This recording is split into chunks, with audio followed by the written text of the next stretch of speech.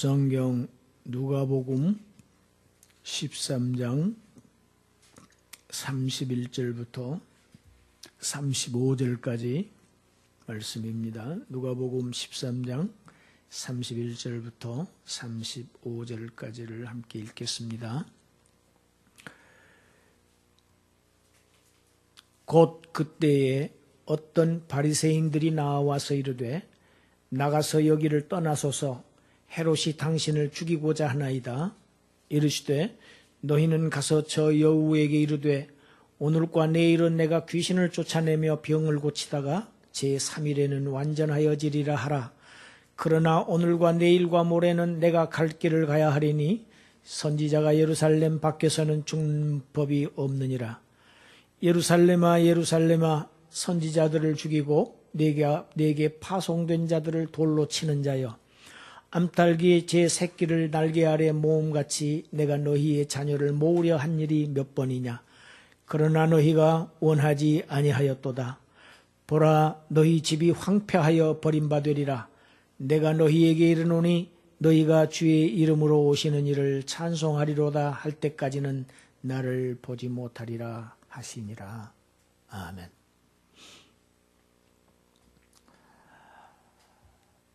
오늘 말씀 제목이 주님이 탄식하시는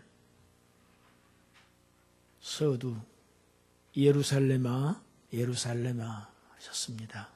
말씀의 제목입니다. 예수님의 지상 사역은 시작을 갈릴리 지방에서부터 시작하십니다. 저 북쪽에서부터 시작해 오시죠. 그래서 점차 마지막 예루살렘에서 마치게 됩니다.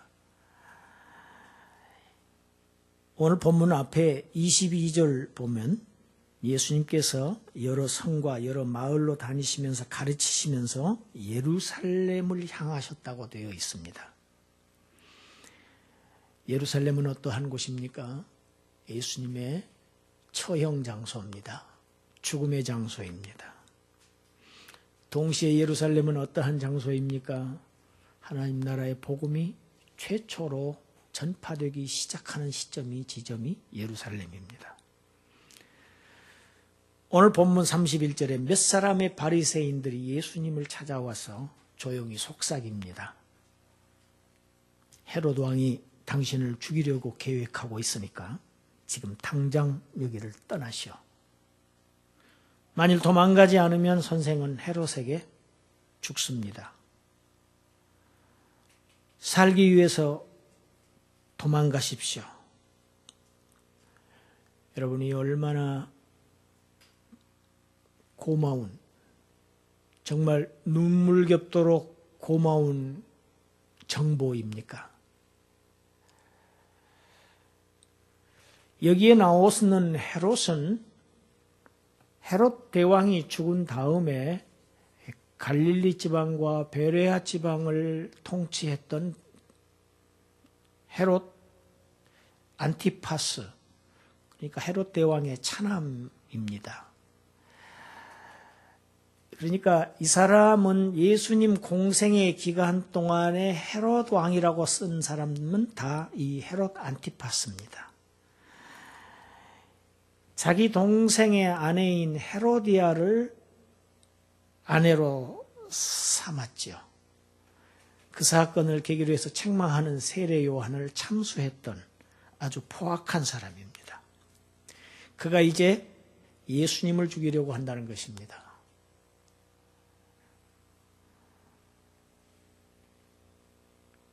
이렇게 아주 극비의 정보를 귀띔해 주는 바리새인들, 그들은 왜 이렇게 했을까?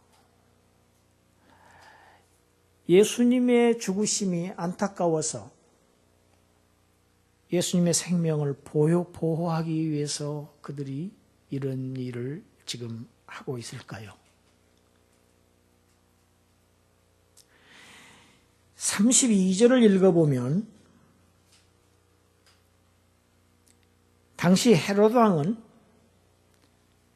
자신의 관할 구역 내에서 종교적인 문제로 유대인들과 심각한 마찰을 일으키고 있는 그 주범 예수를 굉장히 못마땅하게 여기고 있었고, 그래서 그 여우 같은 그 헤롯이 예수님을 쫓아내기 위해서 보낸 심부름꾼들이 바로 이 바리새인들이라고 하는 것을 알 수 있습니다. 왜 그렇습니까? 너희가 가서 헤롯에게 말을 해라, 전해라 하고 말씀하지 않습니까? 그들이 헤롯으로부터 왔다는 것을 지금 예수님이 알고 계십니다. 그렇기 때문에 너희는 가서 저 여우에게 오늘과 내일은 내가 귀신을 쫓아내고 병을 고치다가 제3일에는 완전하여질 것이다. 그렇게 말해라. 그러나 오늘과 내일 모레는 내가 내 갈 길을 가야 할 것이니 선지자가 예루살렘 밖에서는 죽는 법이 없느니라. 이렇게 말씀하셨습니다. 예수님은 자신의 행선지가 예루살렘이라는 사실을 분명하게 밝히셨습니다. 마태복음 16장 21절입니다. 읽어보겠습니다. 이때로부터 예수 그리스도께서 자기가 예루살렘에 올라가 장로들과 대제사장들과 서기관들에게 많은 고난을 받고 죽임을 당하고 제3일에 살아나야 할 것을 제자들에게 비로소 나타내시니, 이 마태복음 16장 바로 앞에서는 어떤 사건이 일어났습니까? 베드로가 주님은 살아계신 하나님의 아들이시라는, 주님은 그리스도 메시아시라는 사실을 고백한 뒤에 내가 반석 위에 교회를 세우겠다, 음부의 권세가 교회를 이기지 못하리라 하시고 그 뒤에 이런 말씀을 하십니다. 이제 비로소 제자들이 이제 내가 하나님의 아들, 하나님이 보내신 메시아라는 사실을 제자들이 이제 인식하고 있구나, 믿고 있구나, 이렇게 느끼신 주님이 이제 자신의 최종 사역의 목적이 무엇인지, 예루살렘이 최종 종착지라는 사실을 지금 비로소 나타내고 계신다고. 이 말씀은 예루살렘에 올라가셔야 된다, 밝히고 계십니다. 여러분, 귀신을 쫓아내고 병을 고치신다는 사건은 하나님 나라가 이 지상에 임했다는 외적인 증거입니다. 표적입니다. 하나님 나라가 이 땅에 임했음을 귀신을 쫓아내시는 것으로, 또 병을 고치는 것으로 이렇게 증거하시다가 마침내 예루살렘으로 향하셔야 합니다. 예루살렘에는 누가 포진하고 있습니까? 유대교 종교 지도자들이 완전히 아지트입니다. 포진하고 있습니다. 막강한 종교 기득권자들이 거기에서 판을 치고 있습니다. 거기 하나님 나라의 복음을 들고 가시는 예수는 정말 초라하기 그지없는 미미한 존재이고, 그들의 그 놀라운 위력 앞에서는 정말 미미한 그러한 존재일 수밖에 없습니다. 이제 그곳으로 올라가셔서 죽임을 당하시고 3일 만에 부활하셔서 메시아로서의 대속의 사역을 완전히 이룰 것을 제3일에는 내가 완전하여지리라. 나의 사역을, 대속 사역을, 구속 사역을, 죄인을 구원하는 이 사역을 완전히 성취하리라고 분명하고 당당하게 말씀하십니다. 예수님은 살려거든 이곳을 빨리 떠나라, 그렇게 간교하게 코치했던 정치 세력과 타협하지 않으셨습니다. 예수님은 죽지 않으려거든 예루살렘을 피해라, 예루살렘으로 올라가지 말거라, 이렇게 인정적인 말로 예수님의 갈 길을 가로막는 종교 지도자들의 유혹에도 속아 넘어가지 않으셨습니다. 자신의 죽음이 없이는 하나님의 나라가 결코 완성될 수 없다는 사실을 누구보다도 잘 알고 계시는 주님, 자신의 죽음을 향해서 뚜벅뚜벅 예루살렘을 향하고 계시는 겁니다. 여러분, 전쟁터에 선 병사들이 있습니다. 두렵습니다. 자기 생명이 아깝지 않은 사람은 한 사람도 없습니다. 다 살고 싶습니다. 이것은 제가 직접 경험한 바입니다. 장사병을 막론하고 장군이고 졸병이고를 막론하고 목숨을 가진 모든 사람은 전쟁터에서 살아남고 싶은 것이 한 가지 소원입니다. 그래서 한 병사가 그 전쟁의 대우에서 이탈했다고 합시다. 도망쳤다고 합시다. 그 병사가 어떻게 될까요? 살아남게 될까요?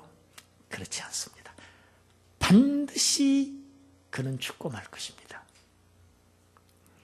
여러분, 우리 신앙생활은 영적인 싸움입니다. 공중의 권세 잡은 자, 흑암의 세력과의 영적인 전투입니다. 이 전투에서 살아남는 길은 오직 싸우는 길밖에 없습니다. 싸워서 이기는 것밖에 없습니다. 이 전투에서 승리하는 길은 십자가를 향해서 나아가는 길밖에 영광스럽고 승리할 수 있는 방법은 그것밖에 없습니다. 왜 그렇습니까? 우리 주 예수 그리스도께서 이미 십자가로 승리해 놓으신 싸움이기 때문입니다. 지금 예수님은 그 싸움을 하시기 위해서 우리가 지금 이 시대에는 우리는 예수 그리스도께서 승리해 놓으신 싸움을 우리는 싸우지만은 지금 오늘의 이 장면은 예수님은 이제 그 첫 번째 싸움을 지금 하시기 위해서 그 전쟁을 치르기 위해서 예루살렘을 향하고 계신 것입니다. 마태복음 16장 21절에 이어서 25절 같이 읽어보십시다. 누구든지 제 목숨을 구원하고자 하면 잃을 것이요 누구든지 나를 위하여 제 목숨을 잃으면 찾으리라. 제 목숨을 구원하고자 하면 잃을 것이요 누구든지 나를 위하여 제 목숨을 잃으면 찾으리라.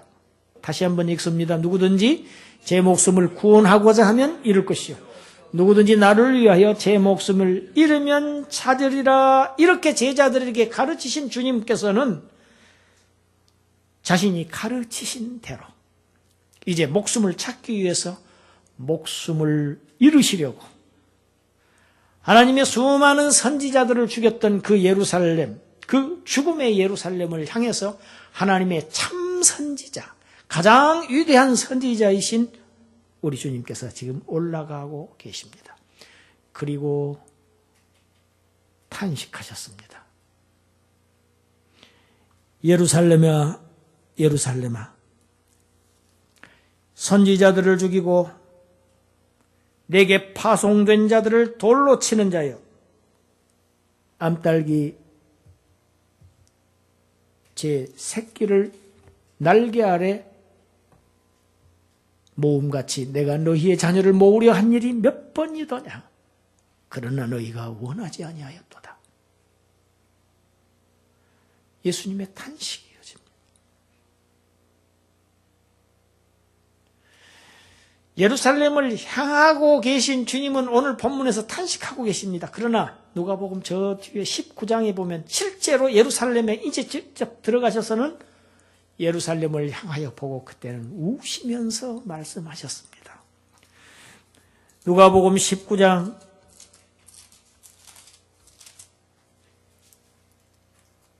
41절 가까이 오사 성을 보시고 우시며 이르시되 너도 오늘 평화에 관한 일을 알았더라면 좋을 뻔하였거니와 지금 내 눈에 숨겨졌도다. 날이 이를지라 내 원수들이 토둔을 쌓고 너를 둘러 사면으로 가두고 또 너와 및 내 가운데 있는 내 자식들을 땅에 메어치며 돌 하나도 돌 위에 남기지 아니하리니 이는 내가 보살핌 받는 날을 알지 못함을 인함이니라 하시니라. 예수님은 여러분 하나님의 아들이 우셨습니다. 하나님의 아들이 우셨다는 얘기는 하나님의 심정을 얘기합니다. 한 사람도 버림받지 아니하기를 원하시는 하나님의 간절한 마음입니다. 예수님은 왜 우십니까? AD 70년 로마의 타이터스 장군에 의해서 완전히 예루살렘이 회파될 것을, 그들이 처참한 지경으로 능욕당할 것을 지금 내다보고 계시기 때문에 예루살렘 성을 향해서 이렇게 울고 계십니다.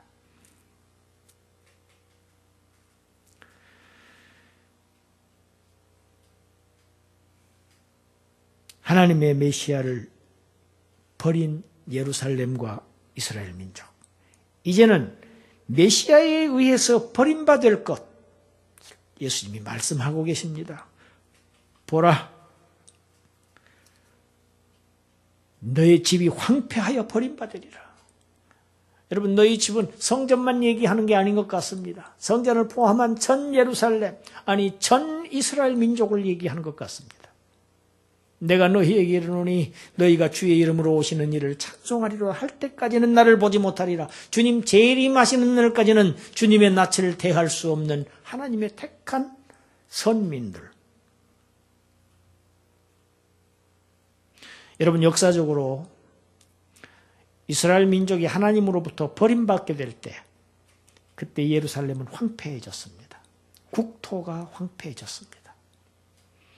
예루살렘이 황폐해졌다는 사실은 하나님으로부터 버림받았다는 사실을 의미합니다.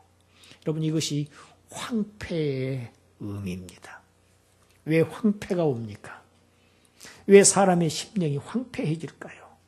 오늘날 많은 사람들의 심령이 황폐화돼서 찬바람이 붑니다. 비바람이 칩니다. 따뜻하지가 않습니다.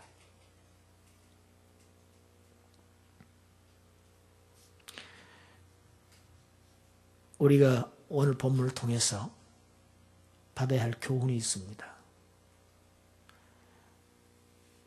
예수님을 찾아와서 속삭였던 그 마귀는 오늘 또 우리를 찾아와서 유혹합니다. 뭐라고 유혹합니까? 죽으면 끝이야. 죽으면 너만 손해야. 너만 희생할 수 있어? 다른 사람을 봐. 내가 살아야 다른 사람도 살리지. 어떻게 들으면 참 인정적이고 굉장히 동정적이고 합리적인 얘기 같습니다. 그러나 기독교는 그런 것이 아니죠. 죽어야 사는 것이 기독교입니다. 십자가를 져야 부활의 기적이 일어납니다. 여러분, 부활의 기적이 없다고 사람들이 이야기합니다. 그러나 그렇지 않습니다. 부활의 기적은 우리 주변에서 지금도 수없이 일어나고 있습니다. 우리의 어두워진 심령들 때문에 그 현장을 기적으로 인식하지 못하고 있을 뿐이에요. 오늘 또 들에서, 밭에서, 들판에서 수없이 일어나고 있는 이 부활의 기적들, 여러분, 씨가 심겨지면 죽습니다. 씨가 심겨진 죽은 씨를 그 바탕으로 해서 수많은 열매들이, 과실들이 달린다는 이 사실이 부활의 기적이 아니고 무엇입니까? 어떻게 해서 씨가 죽었는데 거기서 30배, 60배, 100배의 열매가 달린다는 얘기입니까? 이것이 부활을 가르치시는 기적입니다. 여러분, 성경의 기적을 단지 예수님의 하나님의 아들이심을 증거하는 메시지라고만 보면 우리는 성경을 반쪽으로 읽는 것에 불과합니다. 요한복음 2장에 보면 예수님께서 놀라운 기적을 행하시죠. 물이 포도주로 변하는 기적을 행하시죠. 예수님 최초의 기적입니다. 그러나 여러분, 물이 포도주로 변하는 이 놀라운 기적은 지금도 날마다 일어나고 있습니다. 그것을 우리가 느끼지 못하고 있을 뿐이죠. 여러분, 모든 수목들이 물을 빨아들입니다. 포도나무 보세요. 포도나무는 물을 빨아 올려요. 그러나 그 포도나무가 빨아 올린 그 물이 햇볕의 도움을 받아서 결국 포도주로 변하고 맙니다. 포도주를 만들어냅니다. 이것이 기적이 아니고 무엇이 기적입니까?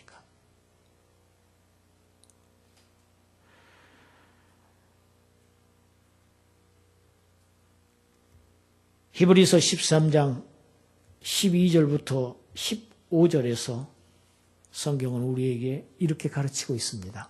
같이 읽겠습니다. 그러므로 예수도 자기 피로써 백성을 거룩하게 하려고 성문 밖에서 고난을 받으셨느니라. 그런즉 우리도 그의 치욕을 짊어지고 영문 밖으로 그에게 나아가자. 우리가 여기에는 영구한 도성이 없으므로 장차 올 것을 찾나니 그러므로 우리는 예수로 말미암아 항상 찬송의 제사를 하나님께 드리자. 이는 그 이름을 정언하는 입술의 열매니라. 우리 주님의 행선지는 예루살렘이었습니다. 그의 십자가의 죽음이 저와 여러분을 살렸습니다. 그 살림을 받은 우리도 주님이 지셨던 그 십자가를 지고 이제 영문 밖으로 그 주님에게로 나아가야 합니다. 입술로 그의 이름을 증거하는 것이 찬송의 제사입니다. 우리의 입술로 그의 죽음을 증거하는 것이 찬송의 제사, 곧 예배입니다. 하나님은 오늘 또 이렇게 예배하는 자들을 찾고 계십니다. 하늘의 밀알이 땅에 떨어져서 죽지 아니하면 생육하라, 번성하라, 땅에 충만하라, 이 축복은 이루어질 수가 없습니다. 생육과 번성과 충만은 씨가 죽어질 때에 이루어지는 하나님의 축복입니다.